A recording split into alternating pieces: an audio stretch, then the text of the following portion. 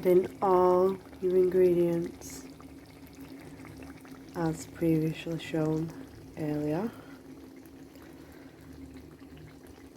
And give it a good old stir and get that bad boy cooking. And we've got the chicken sizzling away, all fully coated with all the ingredients. Looking absolutely yummy, smelling absolutely great. Let's see how it turns out, guys. Sazzy's curried chicken wraps. In the rice, this is what we put in: just salt, black pepper, garlic granules and chicken seasonings. That's everything in the rice. Look how the chickens are cooking. Looking yummy and tasting absolutely amazing.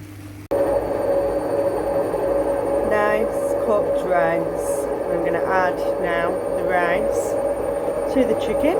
There we go. I'm just going to stir this in. Get it all stirred in, and then we'll add it to our wrap. Now we have